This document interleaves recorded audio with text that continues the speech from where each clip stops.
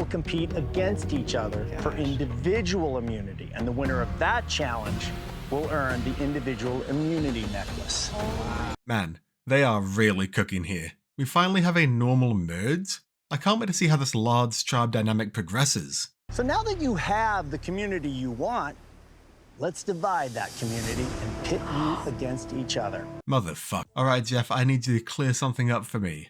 This big tribal council with 13 people, 12 of whom are able to vote, all interacting together on the same beat to conclude which of them will be voted off with only one person being immune? This is not the merge. This is some secret other thing. But this tribal council, with 6 people while 6 other people are immune and do not vote for who goes home, this is the merge. Awesome, thanks for clearing that up for me. Man, do you ever feel like Survivor is a bit different nowadays? They're just doing weird things right around the merge that players have no chance to predict or play around, which directly impact a season and greatly alter the outcome. That just doesn't seem right. I can't believe Survivor would do this. It's unthinkable. It's inconceivable. And for those of you who just watch me with my voice in the background, I'm being facetious. It turns out Survivor actually really enjoys completely trolling players around the merge. It's not every season, but it happens more often than you'd think. And in honor of the latest casualty in the Survivor decided to play a little prank club, let's look back at those merge moments where Survivor decided to just get a little wild with it. Let's get into it. The very first instance I can think of is everyone's favourite season, Survivor Thailand, with the fake merge. Jeff brings the tribes together, gives them a chance to bond. Xian even starts scheming, because she's secretly one of the best Survivor characters of all time and should come back for another season. And then Jeff says, haha, nope. You said merge. Yes. I certainly didn't say anything to give you that impression, did I? The tribes are not merged. They were simply hanging out. The 2 tribes then compete for immunity, Sukjai loses, and Xian is sent home far too soon. Not my favourite twist, but it was also only Season 5. Survivor does occasionally have to try new things to shake up the game, and they aren't always going to hit. I like to imagine Jeff had his fingers crossed behind his back so no one could accuse him of lying to them. What I said to you guys when you left is something very different's about to happen. 2 tribes will live together on the same beach. 3 seasons later, we have Survivor All-Stars doing another merge fake-out. This time it's having a tribe swap instead of a merge. The very first season with 2 different tribe swaps. Anyone else heard rumors this swap was extremely rigged? Look at how they have to reach in to get the buff.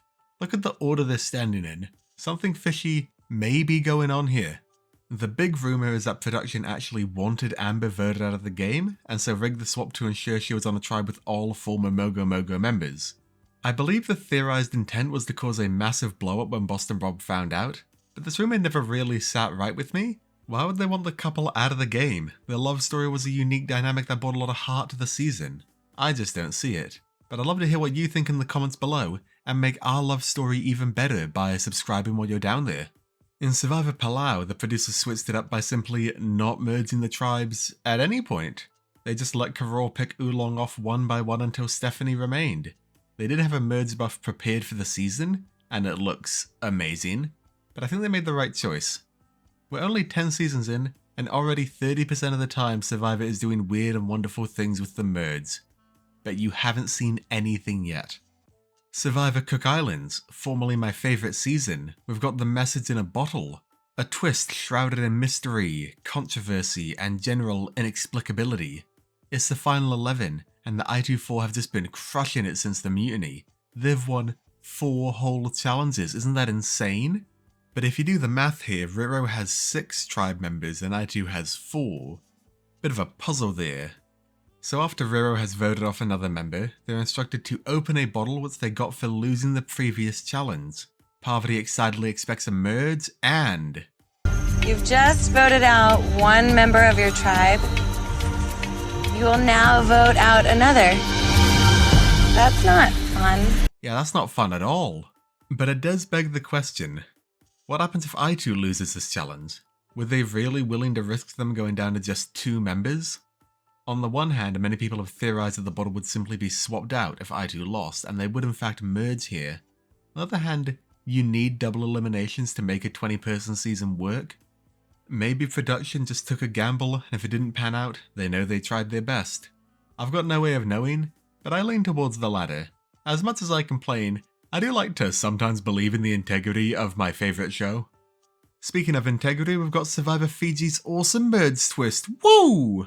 I briefly touched on it last week when I talked at length about the earn the merge, and this video was almost entirely about what I refer to as the unmerge, which started this season and plagues the show to this very day. In Fiji, this took the form of a random draw. Oh boy, I love a good loss of agency at the merge, and then the two randomly drawn teams competed for immunity. The losing team went to tribal council and voted someone off.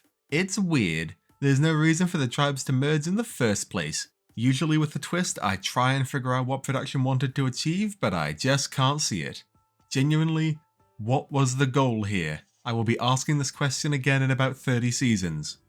In Survivor Gabon, the tribes got together at 10, had a merge feast, found a merge idol, threw the merge idol into the ocean, and were ready to, merge. Jeff said no. It's tribe swap time. But look at this final tribe challenge. Doesn't it look familiar? Isn't it just an individual immunity challenge? Possibly even painted over to give the illusion that it is a tribe challenge? I have no idea why they would change this from a merge at 10 to a merge at 9. But Gabon is going to Gabon, there's nothing you can do about it. Survivor Samoa makes history for being the very first season to merge with 12 players. Does being the first thing to happen count as a twist? The wiki lists it as a twist, so we'll take it. Survivor Heroes vs Villains makes history by making Russell look like kind of an idiot, by thinking they were going to merge at 12 again. It's not who strikes first, but who strikes most. Your best meal yet is calling. It sounds like an individual type thing. Although they did start the jury here. Again, it's always hard to say if Survivor is doing things because they planned it, or they wanted a chance for a better story to unfold. At least the challenges leading up to the merge leave open very little room for interpretation. I think the villains simply got it wrong. Everybody, drop your expectation. Survivor Redemption Island featured a castaway re-enter the game at merge after winning enough duels on...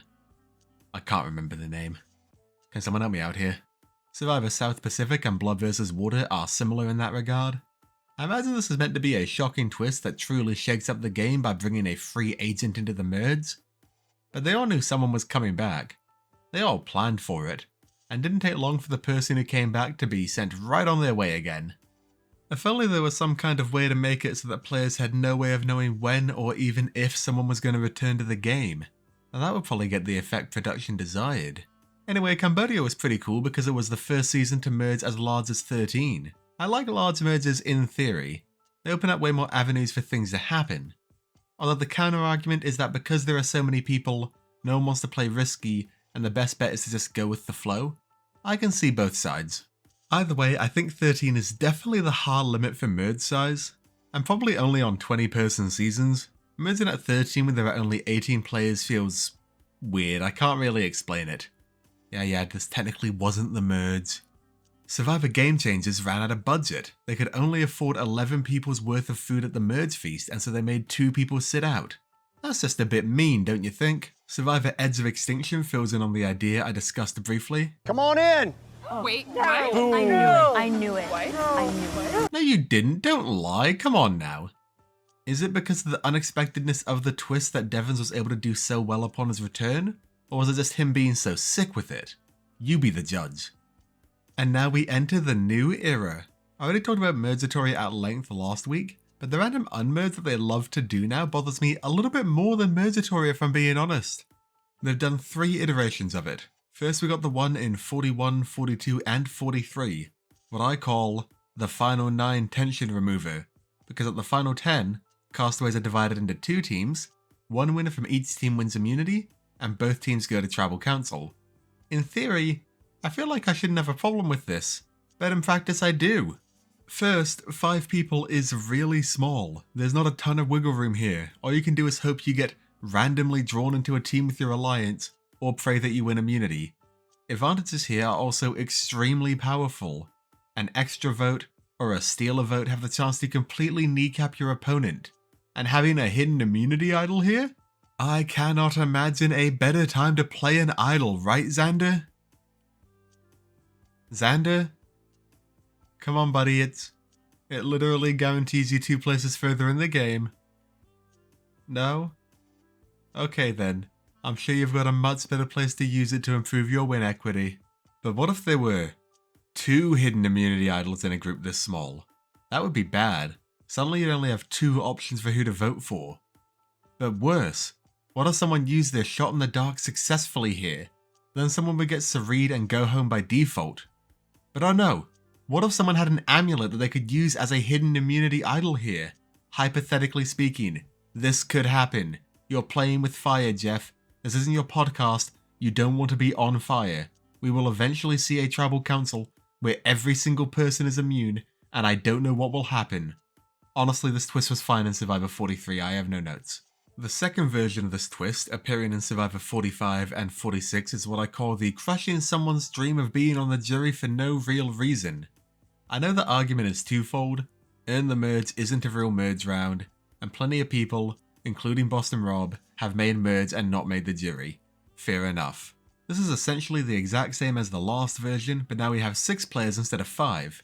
It has all the same problems, but all toned back slightly because of the additional player. Still a lot of luck involved, and if you just made a big deal about earning the Merge, I find it bizarre to unmerge.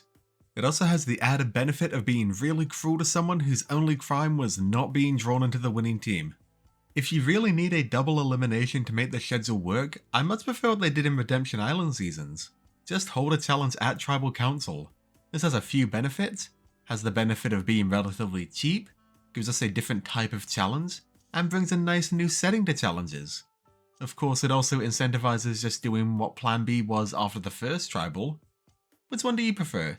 2 tribals in a row where everyone can vote, or a split tribal where 2 teams vote independently?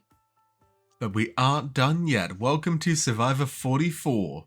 Bro, how do you even describe this twist succinctly? The wiki describes it as a post-merge team challenge. It's essentially Survivor Fiji again. Okay, so lock in, here we go. The merged tribe who just earned their merge buff are randomly split into 2 teams. Alright, so far so good. They compete in an individual immunity challenge and the last member from each team standing wins immunity, sort of. The last person standing overall actually wins immunity for the entire team, and the second to last person standing wins immunity just for themselves as their team goes to tribal council and votes someone off. But we also have the control your vote advantage?